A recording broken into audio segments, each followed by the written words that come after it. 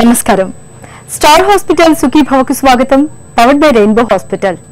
నిశ్శబ్దంగా కంటి చూపును కబళించి శాశ్వతంగా అంధత్వాన్ని తెచ్చిపెట్టే నీటి కాసుల జబ్బు గ్లకోమాను ముందుగానే ఎలా గుర్తించాలో, కంటిలోని నీటి కాసులకు ఎలాంటి చికిత్స తీసుకోవాలో తెలియజేసే ప్రత్యేక కథనంతో మీ ముందుకొస్తోంది నేటి సుఖీభవ. గ్లకోమా, దీన్ని మనం వాడుకలో నీటి కాసుల వ్యాధి అని కూడా పిలుస్తాం. డాక్టర్లు ఈ గ్లకోమా వ్యాధిని సైలెంట్ థీఫ్ అని పిలుస్తారు. మనకు తెలియకుండానే కంటి చూపును నిశ్శబ్దంగా కబళిస్తుంది. సాధారణంగా గ్లకోమా లక్షణాలు అంత త్వరగా బయటపడవు. గ్లకోమా అని తెలిసేసరికి మన చూపు చాలా వరకు తగ్గిపోయి ఉంటుంది. అందుకే గ్లకోమా విషయంలో అప్రమత్తత చాలా అవసరం. కంటి చూపును నిశ్శబ్దంగా కబళించే గ్లకోమా గురించిన పూర్తి వివరాలను ఇప్పుడు తెలుసుకుందాం.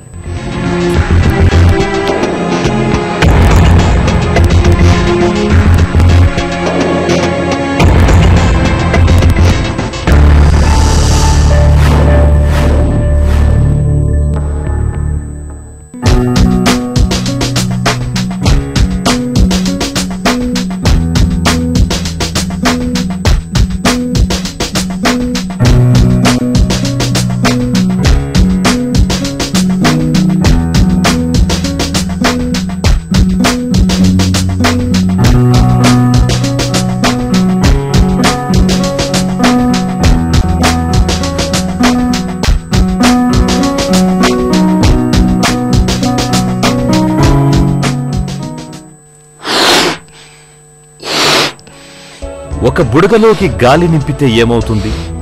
దాని సైజుకు తగ్గట్టు పెద్దదవుతుంది. బుడగ సైజుకు మించి గాలిని నింపడానికి ప్రయత్నిస్తున్న కొద్దీ లోపల గాలి ఒత్తిడి పెరిగిపోతుంది. చివరికి బుడగ ఢామ్మని పగిలిపోతుంది. ఒత్తిడి పెరిగిపోతే బుడగలోనే కాదు, మన అవయవాల్లోనూ ఇదే పరిస్థితి ఉంటుంది. ఇందుకు కంట్లో వచ్చే గ్లకోమాను ఒక చక్కటి ఉదాహరణగా చెప్పుకోవచ్చు. కంటి లోపల ఒత్తిడి పెరగడం వల్ల నీటి బుడగలు ఏర్పడతాయి. చివరికి ఏకంగా కంటి చూపు కూడా కోల్పోయే ప్రమాదకర పరిస్థితి కూడా ఎదురుకావచ్చు. గుట్టు చప్పుడు కాకుండా కంటి చూపును కబళించే గ్లకోమా గురించి వివరిస్తున్నారు డాక్టర్. గ్లకోమా అంటే కంటిలో ప్రెషర్ పెరగటం మూలాన కంటి లోపల నరం దెబ్బతీసే ఒక జబ్బు. ఇది 40 ఏళ్లకు పైగా ఉన్న వయసులో ఉన్న వారికి వచ్చే ఒక జబ్బు. ఈ జబ్బు గురించి చాలామందికి తెలియదు. మన దేశంలో, భారతదేశంలో ఈ జబ్బు గురించి దాదాపు కోటి మందికి పైగా బాధపడుతున్నారు. అండ్ దీంట్లో 11 లక్షల మంది దాకా పూర్తి అంధత్వం వచ్చిన వారు ఉన్నారు ఈ జబ్బు వల్ల. ఇంతమందికి కూడా ఈ జబ్బు ముందుగానే కనుక్కొని ఉంటే అంధత్వం రాకుండా కాపాడి ఉండొచ్చు. అండ్ పోగా ఇంకా వచ్చే సంవత్సరాలలో 2025 వరకు ఈ కోటి మంది ఇప్పుడు ఉన్న వాళ్ళు డబుల్ అవుతుంది.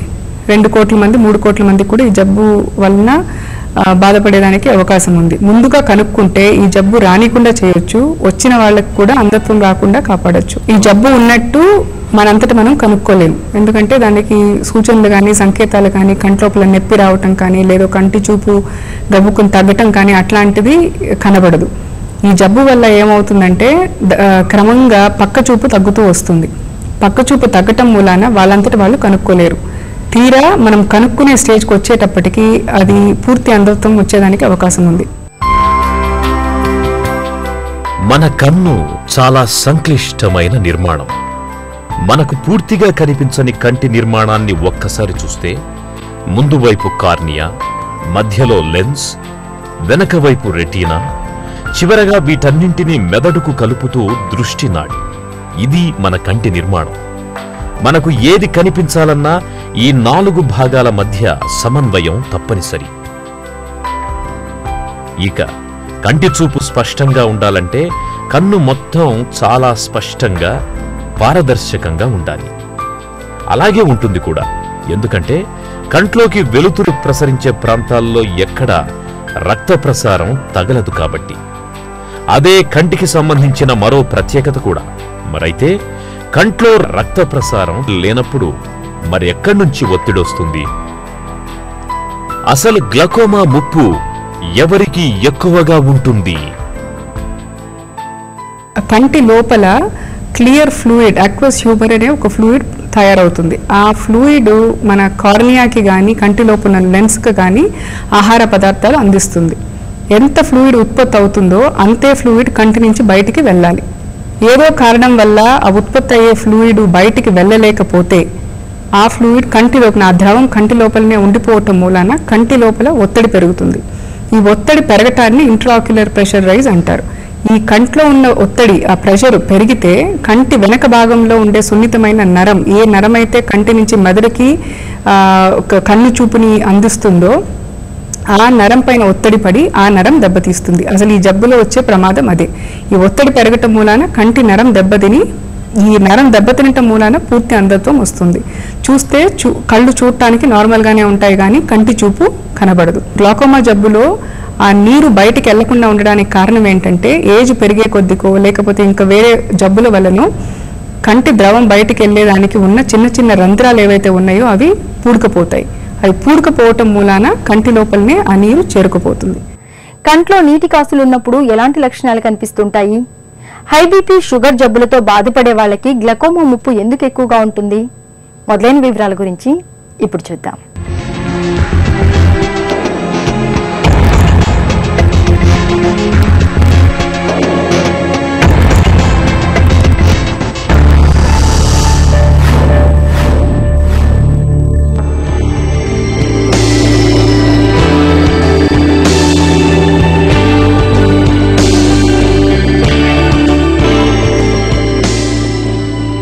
కంట్లో గ్లకోమా వచ్చిందనే విషయం అది బాగా ముదిరిపోయి చూపు బాగా తగ్గేదాకా కూడా మనలో చాలా మందికి తెలియకపోవచ్చు.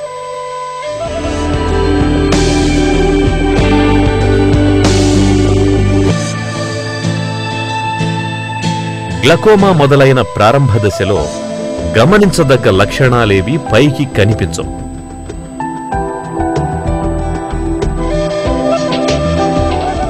కానీ నిశితమైన పరిశీలన ద్వారా కొన్ని లక్షణాల్ని మనం పసిగట్టవచ్చు. పక్కచూపు తగ్గడం, లైట్ ఉన్నవైపు చూస్తే వలయాలు కనిపించడం, కన్ను తరచూ ఎరుపెక్కడం, అప్పుడప్పుడు కంట్లో నొప్పి రావడం, ఇవన్నీ గ్లకోమా అనుమానిత లక్షణాలేనని చెబుతారు డాక్టర్లు. స్టీరాయిడ్ మందులు వాడటం మూలాన కంటి లోపల ప్రెషర్ పెరిగి గ్లాకోమా జబ్బు వచ్చేదానికి చాలా అవకాశం ఉంది. అలాగే స్టీరాయిడ్ డ్రాప్స్ కానీ లేకపోతే స్టీరాయిడ్ క్రీమ్స్ కానీ, అంటే స్కిన్కి వాడే క్రీమ్స్లో కూడా చాలా వరకు స్టీరాయిడ్స్ కలిపి ఉంటాయి. కొన్ని రకాల హోమియోపతి మందుల్లో కూడా స్టీరాయిడ్స్ కలిపి ఉండొచ్చు. అన్నీ ఉండదు, బట్ కొన్ని రకాల మెడిసిన్స్లో ఉండొచ్చు. సో ఆ మెడిసిన్లో స్టీరాయిడ్ ఉందా లేదా అని తెలియకుండా మనం దాన్ని కంటిన్యూ చేయటం మూలాన ఈ అన్నిటికంటే సున్నితమైనది కన్ను. కంటికి ఈ స్టీరాయిడ్ మందులు ఏవైతే వాడుతామో అది బ్లడ్ సర్క్యులేషన్లోకి వెళ్ళి అది కంటి దగ్గరకు వచ్చేదాని వల్ల కళ్ళల్లో ప్రెషర్ పెరగటం కానీ కంటి లోపల క్యాట్రాక్ట్ డెవలప్ అవ్వటం కానీ చాలా కామన్. మన దేశంలో ఇది చాలా పెద్ద ప్రాబ్లం. ఎందుకంటే కంటి అలర్జీలు పిల్లల్లో చాలా కామన్గా వస్తుంది. మన డస్ట్ వల్ల, పొల్యూషన్ వల్ల చాలా కామన్గా వస్తుంది. మగ పిల్లల్లో చాలా ఎక్కువగా వస్తుంది.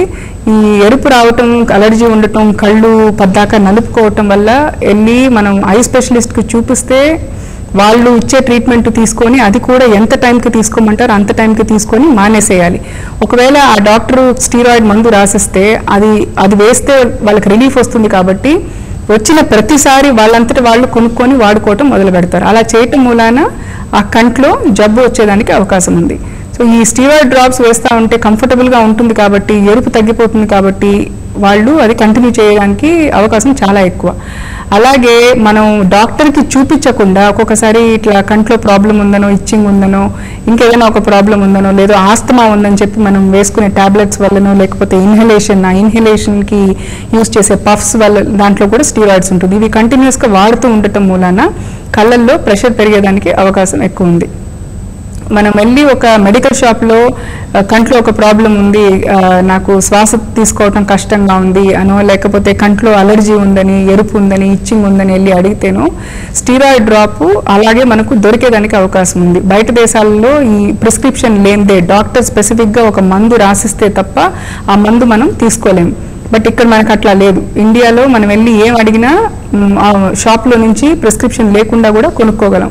అలా కొనుక్కోవటం మూలాన మనంతట మనం అబ్యూస్ చేయడానికి, ఎక్కువగా యూజ్ చేయడానికి అవకాశం ఎక్కువ.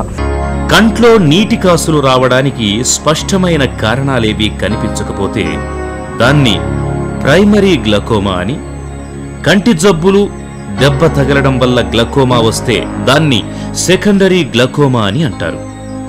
గ్లకోమా ఎక్కువగా 40 ఏళ్లు దాటిన వాళ్లలోనే వస్తుంటుంది. అలాగే కుటుంబంలో ఎవరికైనా గ్లకోమా ఉంటే అది వంశపారంపర్యంగా పిల్లలకు రావచ్చు. ఇంకా షుగర్, హై బీపీ, హార్ట్ పేషెంట్లకు కూడా కళ్లల్లో నీటి కాసులొచ్చే అవకాశాలు ఎక్కువగా ఉంటాయి. అదేవిధంగా కంటికి దెబ్బలు తగలడం, స్టెరాయిడ్స్ వాడడం వల్ల కూడా గ్లకోమా వచ్చే ప్రమాదం ఉంది. పిల్లల్లో స్పెషల్గా స్టీరాయిడ్ రెస్పాన్సివ్నెస్ అంటే ఆ స్టీరాయిడ్ మందు వాడటం మూలాన కళ్ళల్లో ప్రెషర్ పెరిగే పర్సంటేజ్ చాలా ఎక్కువ ఉంటుంది. అలా అయితే దానికి ఒక సిమ్టమ్ ఉండదు. అంటే వాళ్ళు దీనివల్ల ఒక ప్రాబ్లం ఉందని, కంట్లో నొప్పి ఉందనో లేకపోతే చూపు తగ్గుతుందనో వాళ్ళు చెప్పలేరు. అది కనుక్కొని డాక్టర్ దగ్గరికి వచ్చి చూపించేటప్పటికి, అంటే ఐ స్పెషలిస్ట్ దగ్గరికి వచ్చి చూపించేటప్పటికి ఆ డిజీజ్ చాలా పెరిగిపోయి పూర్తి చూపు పోయేదానికి అవకాశం ఉంది. స్టీరాయిడ్ వల్ల కంటి చూపు పోకుండా, అంటే గ్లాకోమా వచ్చి దానివల్ల కంటి చూపు పోకుండా 100% ప్రివెంట్ చేయవచ్చు. అంటే ఈ మందు తప్పకుండా అవసరం ఉంది అని వాడాల్సిన వాళ్ళల్లో వాడచ్చు, బట్ డాక్టర్కి మధ్యలో చూపించుకుంటూ ఉండాలి. దీనివల్ల సైడ్ ఎఫెక్ట్ ఏమన్నా వస్తుందని చూసుకుంటూ ఉండాలి. ప్రతిసారి ఐ స్పెషలిస్ట్ దగ్గరికి వెళ్ళినప్పుడు కంటి చూపు మాత్రం కాదు, కంటి లోపల ప్రెషర్ కూడా ఎట్లా ఉంది, కంటి లోపల నరం ఎట్లా ఉంది అని చెకప్ చేయించుకోవటం అవసరం. అలా చూపించుకుంటే ఒకవేళ ఈ సైడ్ ఎఫెక్ట్ డెవలప్ అవుతుంది అని తెలిస్తే ముందుగానే కనుక్కుంటే మనం చేయాల్సిందల్లా ఆ మందు ఆపేయటం అంతే. ఆ మందు ఆపేస్తే అసలు ప్రెషర్ పెరగకుండా కాపాడొచ్చు, గ్లాకోమా రాకుండా కాపాడొచ్చు. ఒకవేళ ఆ సిమ్టమ్ డెవలప్ కాకపోతే, అంటే ఆ సైడ్ ఎఫెక్ట్ డెవలప్ కాకపోతే వాళ్ళల్లో వాడాల్సిన అన్ని రోజు వాడేసేసి మానేయాలి. ఏది కూడా మనంతట మనమే డాక్టర్ దగ్గరికి వెళ్ళి చూపించకుండా కొనుక్కొని వాడుకోకూడదు. ఒక టైం ఉండదు, లేకపోతే ఇది ఇంతే కదా డాక్టర్ దగ్గరికి వెళ్ళిన ప్రతిసారి ఇదే మందు ఇస్తున్నారు, సో మళ్ళీ ఎందుకు వెళ్ళి చూపించడం అని మనమే కొనుక్కొని వాడుకొని మొదలు పెట్టడం మంచిది కాదు. సో కొన్ని రకాల మెడిసిన్స్ ఏవైతే ఉంటాయో, అంటే ఎస్పెషలీ ఈ స్కిన్ క్రీమ్స్ ఏవైతే వాడతామో అవి కూడా స్పెసిఫిక్గా అడగాలి. అంటే డెర్మటాలజిస్ట్ చాలా వరకు చెప్తారు, బట్ మనం కూడా మన వైపు నుంచి ప్రయత్నం చేయాలి, అడగాలి ఇందులో స్టీరాయిడ్ ఉందా, ఉంటే వాడొచ్చా, ఎన్ని రోజులు వాడాలి. అలాగని ఇప్పుడు డాక్టర్ గారు 3 నెలలు వాడి ఆపేయండి అని చెప్తారు, బట్ ఇది వాడితే బాగానే ఉంది కదా అని సంవత్సరాల తరబడి వాడేవాళ్ళు ఉన్నారు. అలాగే ఇప్పుడు రుమటాయిడ్ ఆర్థరైటిస్ అంటే ఈ జాయింట్ ప్రాబ్లమ్స్ ఉండేవాళ్ళు, లేకపోతే కొన్ని రకాల కిడ్నీ ప్రాబ్లమ్స్ ఉండే వాళ్లకు స్టీరాయిడ్ టాబ్లెట్స్ ఇస్తారు. చాలా వరకు రుమటాలజిస్ట్ కానీ, నెఫ్రాలజిస్ట్ కానీ, చెస్ట్ ఫిజిషియన్స్, ఈ ఆస్తమాకు మందులు ఇచ్చేవాళ్ళు కానీ వాళ్ళంతటి వాళ్ళు డాక్టర్స్ చెప్తారు, పేషెంట్స్కి చెప్తారు, ఇట్లా మీరు స్టీరాయిడ్ మందులు వాడుతున్నారు కాబట్టి 3 monthsకో 6 monthsకో ఒకసారి కంట్లో క్యాట్రాక్ట్ డెవలప్ అవుతుందనో లేకపోతే కంట్లో ప్రెషర్స్ ఇంక్రీజ్ అవుతున్నాయని చెకప్ చేయించుకోమని చెప్పి అది మనం సీరియస్గా తీసుకోవాలి. ఒక జబ్బు కోసం ఇస్తున్న ట్రీట్మెంట్ సైడ్ ఎఫెక్ట్ ఇంకొక జబ్బుని తీసుకురావచ్చు. సో అది మనం మన వైపు నుంచి మనం దాన్ని ప్రివెంట్ చేసేదానికి ప్రయత్నించాలి. కంటి చూపును నెమ్మదిగా కబళించే గ్లకోమా జబ్బుకు ఆధునిక వైద్యంలో ఎలాంటి చికిత్స అందుబాటులో ఉంది? గ్లకోమాను ముందుగానే గుర్తించి నివారించుకునే వీలుందా? మొదలైన వివరాల గురించి ఇప్పుడు తెలుసుకుందాం.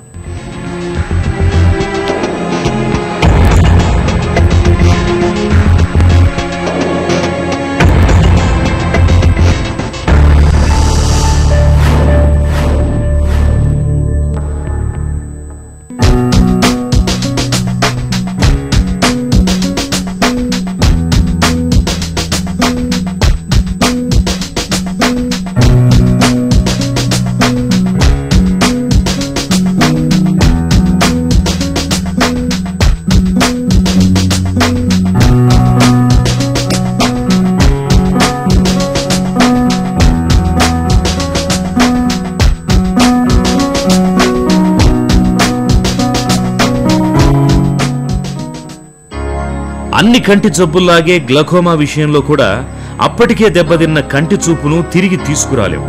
కాకపోతే అప్పటికింకా మిగిలి ఉన్న కంటి చూపుని మాత్రం కాపాడుకోవచ్చు.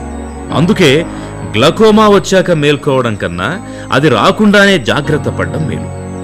చూపులో ఏమాత్రం తేడా కనిపిస్తున్నా వెంటనే డాక్టర్ని సంప్రదించాలి.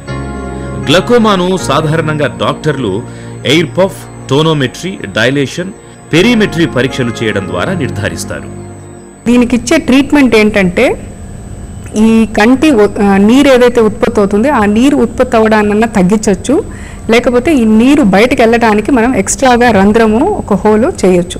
అలా చేయటం మూలాన నీరు ఎప్పుడైతే కంటి లోపల నుంచి బయటకు పంపిస్తామో అప్పుడు ఆ ఒత్తిడిని తగ్గించి ఆ కంటి నరం పైన దాని ఒత్తిడి తగ్గుతుంది, కాబట్టి చూపు తగ్గకుండా నరం డ్యామేజ్ కాకుండా కాపాడొచ్చు. నీటి కాసులు ఓపెన్ యాంగిల్ టైప్ ఆఫ్ గ్లాకోమానా, యాంగిల్ క్లోజర్ టైప్ ఆఫ్ గ్లాకోమానా, లేకపోతే ఇంకా వేరే కంటి జబ్బుల వల్ల అంటే కంటి ఆపరేషన్ చేయటం మూలాన్నో లేకపోతే స్టీరాయిడ్ మందులు వాడటం మూలాన్నో ఇంకేదో ఒక ప్రాబ్లం వల్ల గ్లాకోమా వచ్చింది అంటే ఏ ప్రాబ్లం అని కనుక్కొని దాని ప్రకారం ట్రీట్మెంట్ ఇవ్వాలి. చాలా వరకు 90% పైగా దీనికి ఐ డ్రాప్స్ తోటే మనం ట్రీట్మెంట్ ఇవ్వచ్చు. ఐ డ్రాప్స్ చాలా రకాల ఐ డ్రాప్స్ ఉన్నాయి. ఐ డ్రాప్స్ తోటి ఈ జబ్బుని మనం పూర్తిగా కంట్రోల్ చేయొచ్చు. కొంతమందికి ఈ డ్రాప్స్ సరిపోలేకపోతే అంటే ఈ డ్రాప్స్ మనకు సూట్ కాకపోయినా లేకపోతే ఈ డ్రాప్స్ ఇచ్చి కూడా జబ్బు కంట్రోల్కి రాకపోయినా సర్జరీ చేసి ఈ జబ్బుని కంట్రోల్ చేయొచ్చు. చాలా రకాల కొత్త ఆధునికమైన సర్జరీస్ కూడా వచ్చాయి. అవన్నీ చేయటం మూలాన మనం చాలా వరకు జబ్బు కనిపెట్టిన తర్వాత అంతత్వం రాకుండా తప్పకుండా కాపాడొచ్చు. పరీక్షల్లో గ్లకోమా అని నిర్ధారణ అయిన తర్వాత అది ఏ దశలో ఉంది, దృష్టినాడి ఏ మేరకు దెబ్బతింది అన్న దాన్ని బట్టే చికిత్స ఉంటుంది. పుట్టుకతోటే గ్లకోమా జబ్బున్నప్పుడు సర్జరీ చేయడం తప్ప మరో పరిష్కారం లేదు. ఇతరత్ర కారణాల మూలంగా గ్లకోమా జబ్బు వచ్చినప్పుడు సాధారణంగా బీటా బ్లాకర్స్, ఆల్ఫా అడ్రినర్జిక్, ప్రోస్టోగ్లాండిన్ అనలోగస్ మందులు వాడడం ద్వారా కంట్లో ఒత్తిడిని తగ్గించేందుకు ప్రయత్నిస్తారు. వీటితో కూడా ఫలితం లేనప్పుడు ఎరిడోటోమీ అనే సర్జరీ ద్వారా కంట్లో చిన్నపాటి రంధ్రం చేసి నీటి కాసుల్లోని ఒత్తిడిని తొలగిస్తారు.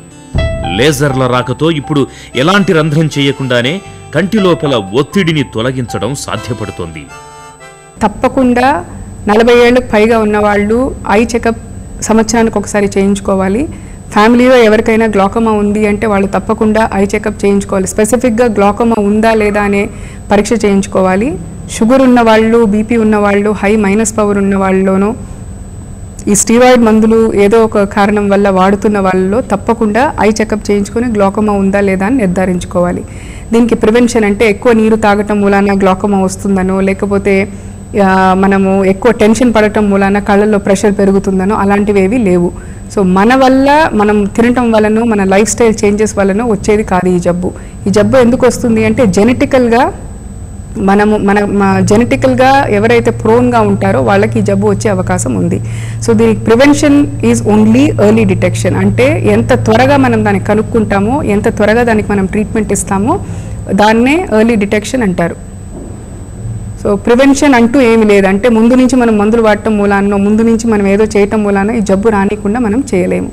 బట్ ఉందా లేదా అని కనుక్కొని ఎర్లీ స్టేజెస్లో దీనికి ట్రీట్మెంట్ ఇవ్వగలిగితే జబ్బు పెరగకుండా తప్పకుండా కాపాడొచ్చు. హై బీపీ, షుగర్ జబ్బుల మాదిరిగానే గ్లకోమాకి కూడా శాశ్వత చికిత్స అంటూ ఏదీ లేదు. కేవలం అదుపులో మాత్రమే ఉంచుకోగలం. ఒకసారి గ్లకోమా బారిన పడ్డ వాళ్ళు దాన్ని అదుపులో ఉంచుకోవడానికి ఎప్పటికప్పుడు క్రమం తప్పకుండా కంటి పరీక్షలు చేయించుకుంటూ ఉండాలి. గ్లకోమా లేనప్పటికీ కనీసం ఏడాదికి ఒకసారైనా కంటి పరీక్షలు చేయించుకుంటూ ఉండాలి.